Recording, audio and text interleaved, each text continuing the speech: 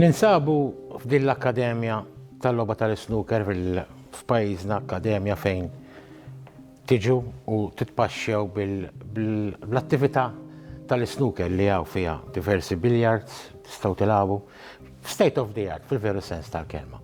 U fil-waqt li l-tournament tal-snooker jinsab wieqaf minħabba sitwazzjoni preżenti, sitwazzjoni ta' pandemija, l-Association iddeċidiet li taħtaf din l-opportunità biex tlaqqa il-protagonisti tal-logħba fi Gżejjer Maltin magħkom li qed isseguna fuq Facebook. U magħna llum għal din l-intervista għandna wieħed mill-aktar players promising bħalissa li dan il-pajjiż għandu. Jidher li l-futur tiegħu huwa futur sabiħ, diġà rebaħ diversi unuri, darbtejn minnhom Championship ta' Malta. Għandu responsabilità wkoll li għalkemm il-darba li ġejjin jirrappreżenta l-bandiera tagħna f'diversi tournaments internazzjonali u magħna għandna lil Brian Chin. Ħaġa nirringrazzjak lil qajt ukoll l-istedina tagħna u tal-Association biex nitkellmu daqsxejn. Brian, kif battilha bħal tal-snooker? Missieri kien dilettant tal-logħba.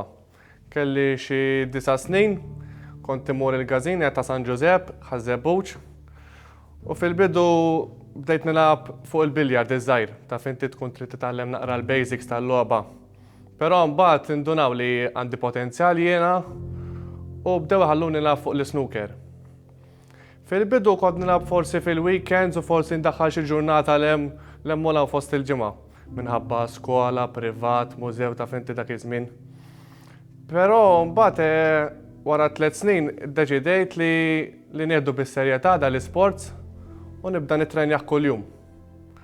Niftakar kont dħalt fl-Under 16 fil-Boys u kien diżappunt kbir għalli dik is-sena. Ġifieri kelli 14 jien ma kontx miżżar tal-Under 16s li ma kontx għaddejt diżappunt kbir li ma kontx għaddejt mill-grupp jiena. U għed ma jistax ikun m'għaddejx mill-grupp ta' 14 fl-Under 16s. U konna noqogħdu taslima dak iż-żmien, qed trid nagħmel xi ħaġa jiena. U peress li ma tkunx is-suq u hekk. U bdejt nara xi mwiet hemm tajbin fl-akwati u sibt li hemm mejda tajba fil-Gżira fil-Gażin tal-Banda. U allura wara l-iskola kont immur bir-rota, naqbad ir-rota u l-istikka u kuljum nitrenja. U mbagħad wara dik is-sena ġifieri li għamilt dak it-training kollu ġewwa l-Gżira kif ukoll kont immur Ħażebbuċ, mhux il-Gżira biss ta' meta ma stajtx immur Ħażebbuċ kont immur il-Gżira. Kont dħalt fl-Under 16, fl-Under 21 u fil-First Division dik is-sena. U rnexxieli nirbaħ l-Under 16, ġejt final fl-Under 21 kont lift Maron ovvjament u kellu 20 sena jien kelli 15 dak iż-żmien. U kont lift ukoll fil-final tal-First kontra David Cortez. U ġejt promoted għal-Premier Division. U jidilli li kont l-iżgħar Malti li labt fil-Premier Division. Ġifieri ara sena li x'differenza għamlet li. Fil-li m'għaddejx mill-grupp tal-Under 16, fil-li sena ta' wara rbaħt l-Under 16. Tħoss toqgħol fuq spaltek, peace fuq spaltek li l-lum il-ġurnata inti l-aktar player ngħidu hekk promising illi għandu pajjiżna fil-logħba tal-snooker? Ifhimni, ikolli pressure, l-ikbar mistoqs. Jien niftakar ħan interrompik, niftakar it-tournament ta' 6 snin ilu, nalija kont ma' Tony Drago fid-doubles, u notajtek vera kont għadek 6 snin iżgħar, imma bdejt ħoss ċertu responsabilità, kontu semi-final minn għalija ġifieri. Imma minn dak iżmillaw, tħossu t-toqol inti wieħed mill.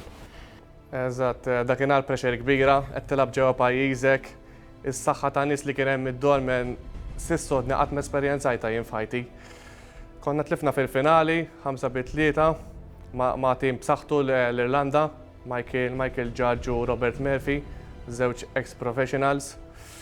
Ġifieri xtaqgħodni sallum il-ġurnata jiddispjaċini għax ovvjament tixtieq tferraħ in-nies u tirbaħ unur tant prestiġjuż għalik innifsek ukoll. Iktar meta jgħaddi żmien il-pressure iktar qed iżżid fuqi għax il-mistoqsija ta' Brian jekk hux ħajqleb professional oda għaddejja u għandi 24 sena llum. U ħansaqsijilek ta' ġifieri, hemm il-possibilità li taqleb jew nkella għaliex ħaniġi għal xi ħaġa oħra marbuta magħha, għaliex għadek ma qlibx? Ifhimni, tournaments huma limitati. Kull ma għandek 3 tournaments fis-sena tal-Ewropa, tad-dinja u Q-School. Tal-Ewropa u tad-dinja trid terbahom wieħed minnhom. Ġifieri inti jekk ġejt it-tieni jiena tlajt tal-Ewropa u ġejt it-tieni, ħanerġa' niġi hawn jiena nerġa' nitrenja lek 3 sigħat 4 sigħat minn tal-inqas, ġifieri qed jibsa. Mbagħad Q-School huma setta 3 tournaments li s-semifinalisti jeqilbu, għandek 4-4-4. Però l-livell fl-opinjoni tiegħi Q-School huwa iktar diffiċli għax ikun hemm ħafna ex-professionals u mhux bħala tal-Ewropa il-players ikunu limitati, eżempju Ingliżi kollok l-aqwa 5.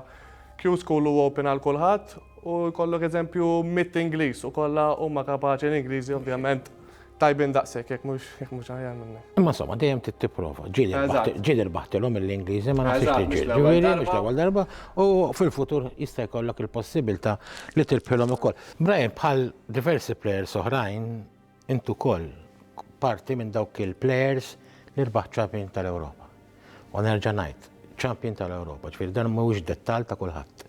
Forse ma tantx naġlu nagħtu kasu ħana kultant ninsewh ma dak nur qiegħed hemm champion tal-Ewropa. Fil-Litwanja, tfakkarna ftit dan it-tournament hekk xi partita jew it-tol fuq spaltek. Fit-2016 kont erbaħta fil-Litwanja ma' Alex. Ovvjament s-sena ta' qabel 2015 kifet li tajjeb inti kont lift ma' Drago fil-final. Żgur li din enitni, għax di sena kienet it-tieni waħda tieni final konsekuttiva u mort b'mentalità differenti. Ġejna mal-istess tim tal-Irlanda, iżda kien kompost minn players differenti, ma kienux Michael Judge u Robert Murphy din id-darba. Kienet final simili, konna telajn fl-imkien, wieħed nej bitnej, pero din id-darba kienet differenti mis-sena l-oħra. Irnexxilna nirbħu dawk iż-żewġ frames close li għamlu differenza fil-logħba, ġejna 4-2 minn fuq, ġifieri ġejna b'saħħitna 4-5-3. U niftakar Alex kien lab eċċezzjonali wkoll f'dik il-finali, ġifieri ma kienx telef frame. Tara differenza meta tilab tournament f'pajjiżek u tournament barra pajjiżek rigward responsabilità tħossa.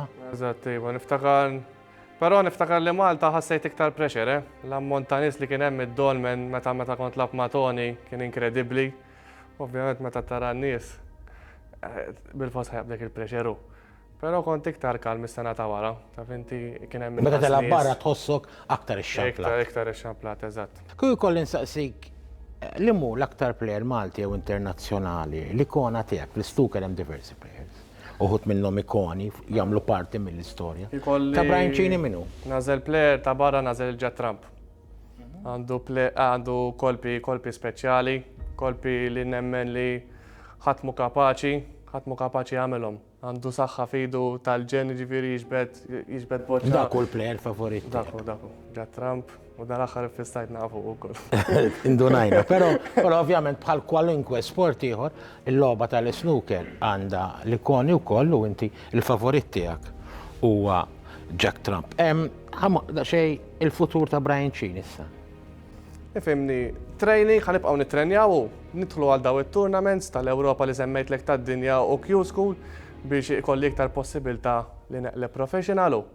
Però kien hemm żmien minn għalija, Brian, correct me if I'm wrong, li tlajt li tipprova l-Ingilterra kont tagħmel żmien hemmhekk. Eżatt, kont għamilt bejwa toħor jisu sena l-Ingilterra. Kont fuq il-logħba ġifieri. Eżatt, full-time snooker player. Nitrenja 6 sigħat 7 kuljum. Ovvjament ma' leġenda ta' Malta, Tony Drago, Jimmy White. Ġifieri. Ma x'ġara mbagħad għaliex ma komplejtx jew ġifieri daw it-tournaments li semmejt. Ifimni fil-verità mbagħad kont ġejt għat-2015 tat-timijiet li semmejt inti ma' Drago u kien hemm l-Under 21s ukoll dak iż-żmien. U f'dak iż-żmien kont bat mal-Arusa. U telfitek ftit. U telfitni naqra u d-deċidej. U b'dik il-nota tal-Arusa. Ma ġejx slide. U b'dik il-nota tal-Arusa niġu għall-aħħar domanda. Il-kommenti tiegħek int għext Ingilterra, lab l-snooker, mort diversi tournaments. L-idea tiegħek fuq dan il-ġojel ta' akkademja. Ifimni għandna akkademja tal-ġen, akkademja state of the art, tista' tgħidilha. Kundizzjonijiet simili ħafna bħalma qed nilagħbu barra. Ġifieri għandna vantaġġ kbir li qed nitrenjaw u mbagħad ħammorru barra u ħansibu l-istess kundizzjonijiet għax qabel konna forsi nġibu naqal skużi isma' di bla heaters sa' Malta u di pokis differenti. Allura bħalissa qed nitrenjaw fuq mejet l-istess u meta nsifru m'għandni skużi li l-imwiet li għandna Malta huma differenti. Brian, ringrazzjawk ta' dawn ftit minuti li kellna miegħek u ovvjament nawgurawlek kull suċċess għal-futur fil-logħba. Grazzi lilek.